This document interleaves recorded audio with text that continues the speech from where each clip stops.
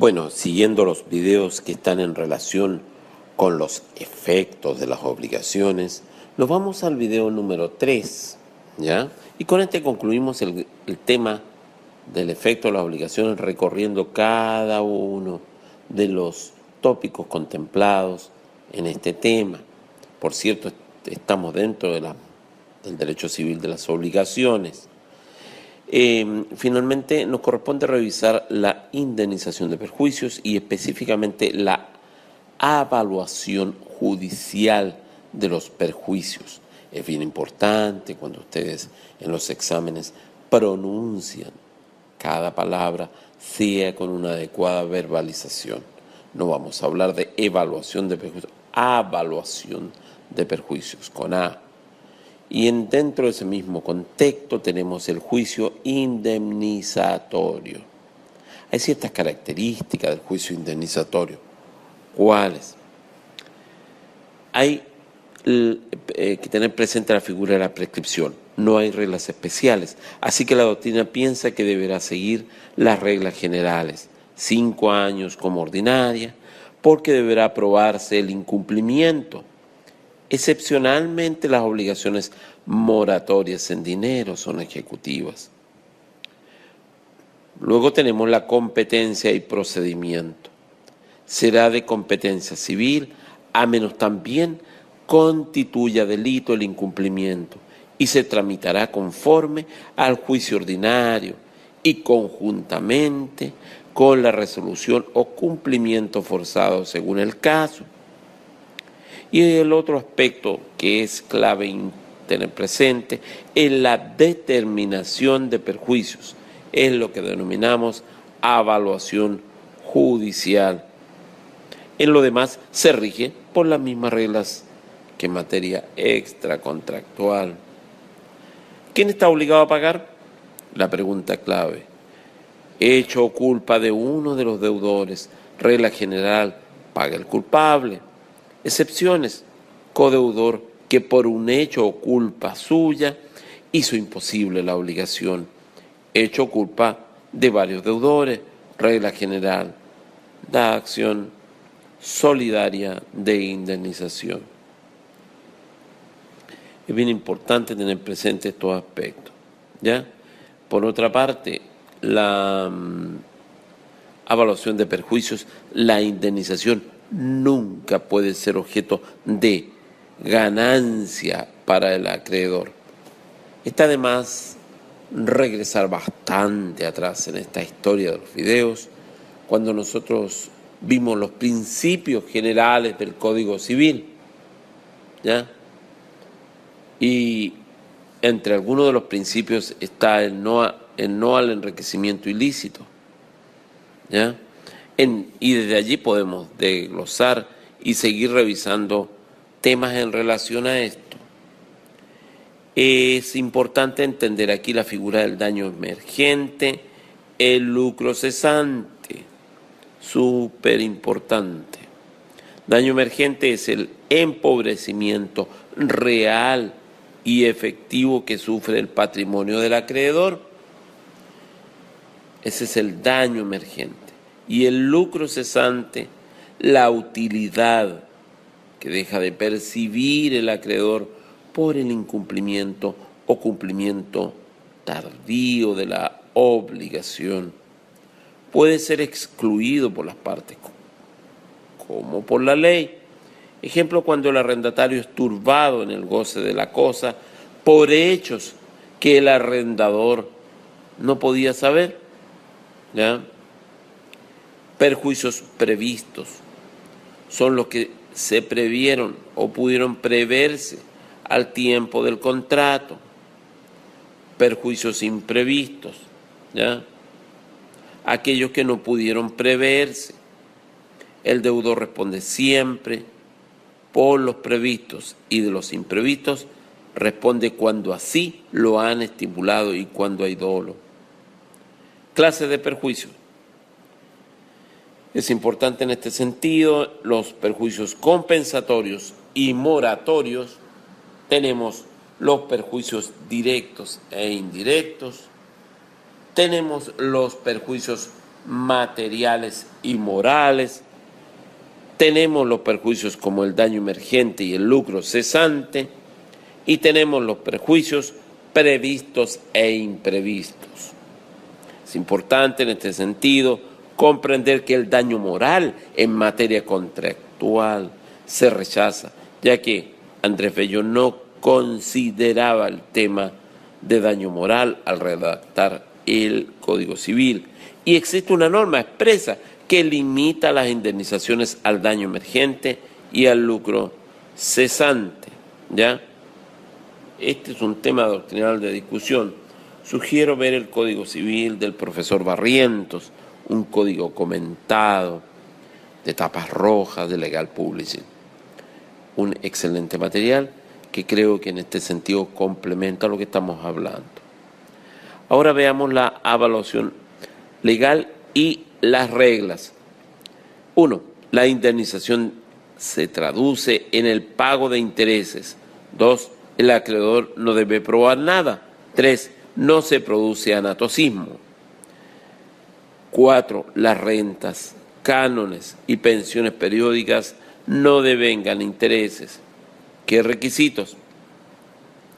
Que se trate de obligaciones de dinero, que concurran los requisitos de la indemnización, intereses que debe el deudor, la indemnización moratoria, se traduce en el pago de intereses, requisitos de la indemnización, incumplimiento de la obligación, existencia de perjuicios, como vimos, la relación de causalidad entre el incumplimiento y los perjuicios, ¿ya? Culpa o dolo del deudor, que no concurra una causal de exención de responsabilidad, mora del deudor. ¿Cuándo? ¿Desde cuándo se deben? Desde que esté colocado en mora. ¿Cuándo son los que debe pagar el deudor? Si las partes pactaron intereses, se devengan los pactados. Si las partes no pactaron, o sus superiores o sus legales, se devengan los legales. Excepciones. Cuando las partes pactaron intereses por la mora, cuando la ley ordena el pago de otros intereses en lugar de los legales. Acá surge una discusión. ¿Puede el acreedor cobrar otro tipo de perjuicios aparte de los intereses? Una parte estima que no porque el legislador pretendió fijar la indemnización de las obligaciones de dinero con reglas determinadas. Otra parte estima que si el acreedor lo establece puede cobrar otros perjuicios, ¿ya? Como decíamos, finalmente, concluyendo esta diapo, es importante que los requisitos, que se trate de obligaciones en dinero y que concurran los requisitos de la indemnización. Ahora vamos a la cláusula penal, ¿ya? Aspecto no menos importante. ¿Qué vamos a entender por una cláusula penal? Artículo 1535. Es aquella en que una persona, para asegurar el cumplimiento de una obligación, se sujeta a una pena que consiste en dar o hacer algo y en caso de no ejecutar o de retardar la obligación. ¿Cuáles son las funciones? Evaluar convencionalmente y anticipadamente los perjuicios. Puede abarcar los compensatorios y los moratorios. No necesita acreditar los perjuicios. Puede consistir en una obligación de dar, hacer o no hacer. También se tiene presente caucionar la obligación civil. El acreedor puede cobrar tanto la pena, o sea, tanto la obligación principal como la pena. Servir de pena civil, aquellas que la ley autoriza a las partes a imponer y tiende a que se cumpla la obligación por naturaleza o equivalencia. Características: es consensual, es condicional, es accesoria. Efectos: permite al acreedor que cobrara en caso de infracción al contrato por parte del deudor. Casos en que puede acumular la pena y la obligación principal, si la pena es moratoria y si hay promesa de hecho ajeno. Extinción: por la vía principal se extingue la cláusula, pero queda subsistente la obligación principal. Por ejemplo, si se anula la pena. Vía accesoria, cuando se extingue la obligación principal. Excepciones, la promesa de hecho ajeno, la estimulación en favor de otro. ¿Ya? Ahora, la cláusula penal, tenemos la fianza, la cláusula penal, las arras y la cláusula penal. Hay un cuadro comparativo. ¿Cuál? La fianza en relación con la cláusula penal. Cuando la cláusula penal es constituida por un tercero, se asemeja muchísimo a la fianza. Separemos.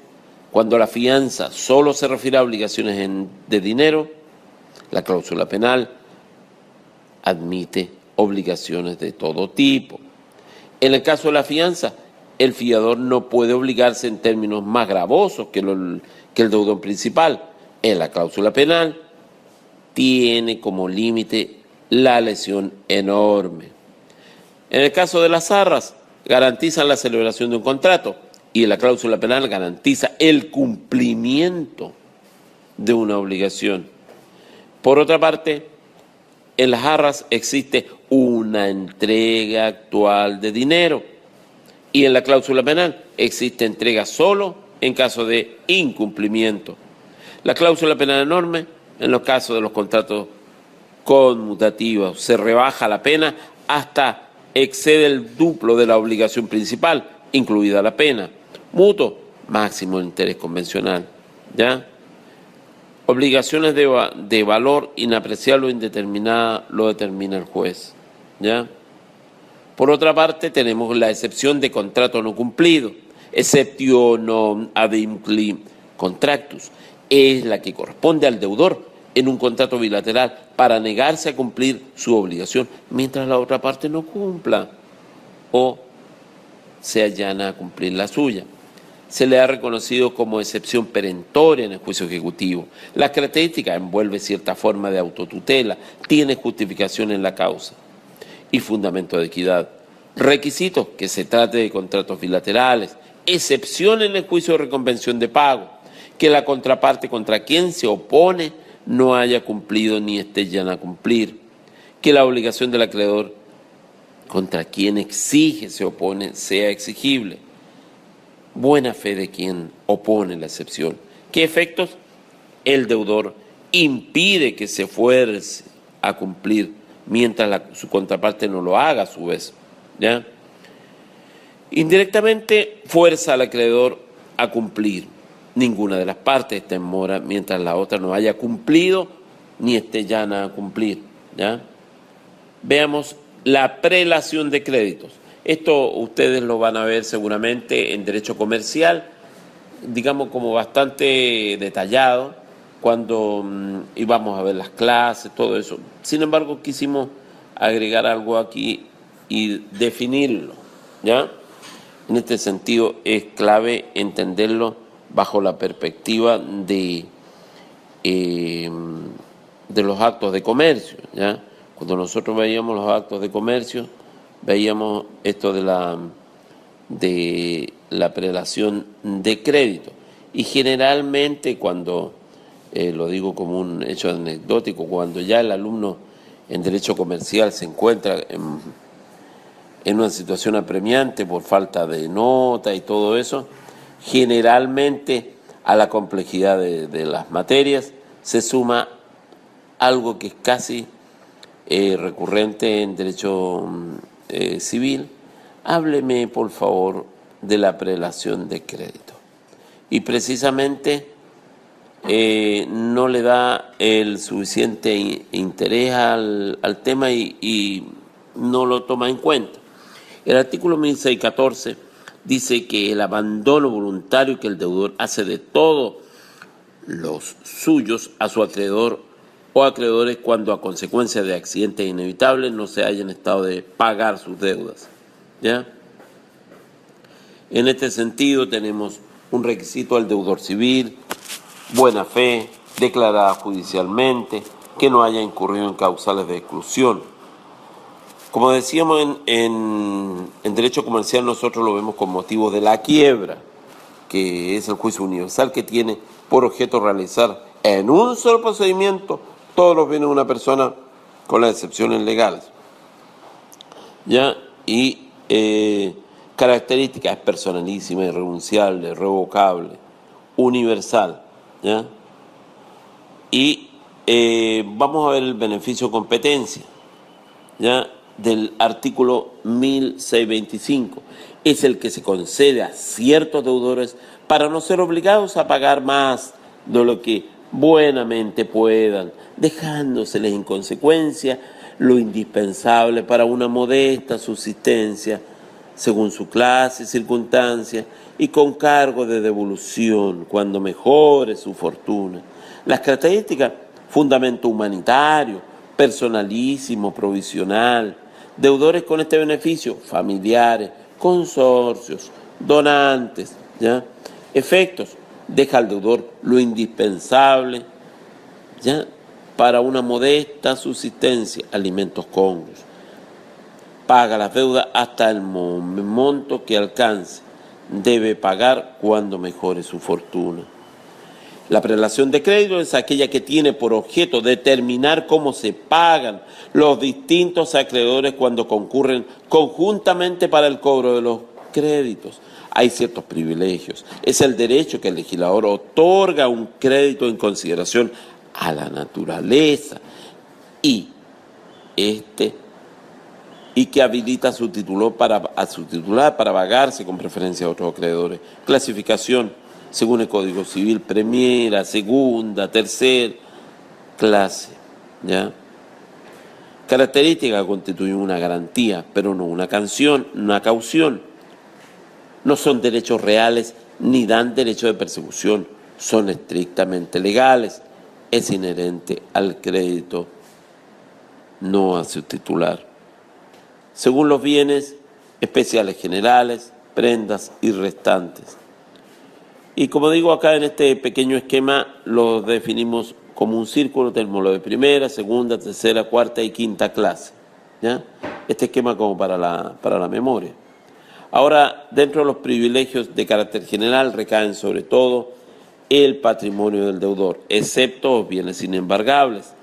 El pago con los primeros fondos con cargo de bienes embargables, excluidos de segunda y tercera clase, que regulan por el orden de prelaciones que están enumerados.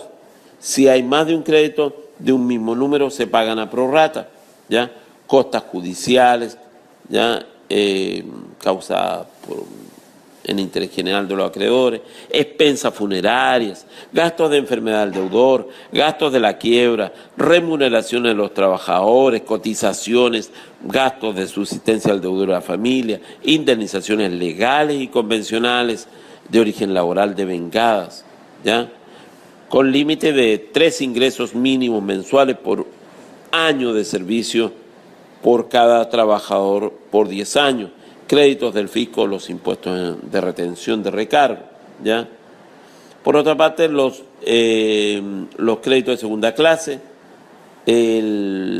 se pagan sin esperar resultas de la quiebra. Debe asegurarse el pago de los demás. Prefieren los de primera clase. Si no alcanza el producto de la subasta, pasan a ser comunes.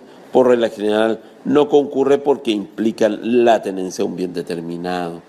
Caso del posadero, sobre los efectos del deudor introducidos por a la posada. Los derivados, este término posadero, recordemos que hay que ubicarse en el contexto, hoy podría ser un hotel. Derivados del contrato de transporte, de las prendas especiales, del derecho legal de retención, ¿ya? Si recae sobre bienes muebles, se equipara a la prenda para efecto de su realización, ¿ya? Los de tercera clase tenemos la hipoteca. Los privilegios de primera clase prefieren a los de tercera categoría. Esto es muy importante, pues siempre se pregunta. Cuando con los otros bienes es insuficiente. Si existe colisión entre los de segunda y tercera clase, se pagan a prorrata. El déficit de los créditos es común. Si concurren los créditos, se pagan con preferencia las primeras según el orden de inscripción. Características especiales, como decíamos, el censo y el derecho legal de retención inscritos sobre un inmueble se asimilan a la hipoteca para efectos de su preferencia. Pueden existir varias hipotecas sobre un inmueble. Cuando goza de preferencia, se ejercita la acción hipotecaria Si no alcanza, con el bien se transforma en un crédito común. Se extiende a las cosas que según la ley se subrogan. Finalmente tenemos lo de cuarta clase, que se refieren a personas que administran bienes ajenos por las responsabilidades que les pueda corresponder en dicha administración. El pago se extiende a todos los bienes del deudor, se pagan después de cubiertos los preferentes, prefieren entre sí según las fechas de sus causas, los créditos del fisco, los créditos de establecimientos nacionales de caridad o de educación, los de la mujer casada, acá es importante, por los bienes de su propiedad que administra el marido sobre los bienes de éste, o en su caso los que tuvieron los cónyuges por sus gananciales. El hijo sujeto a patria potestad, los de las personas que están bajo tutela o curaduría contra sus respectivos tutores o curadores, las expensas comunes en la propiedad inmobiliaria.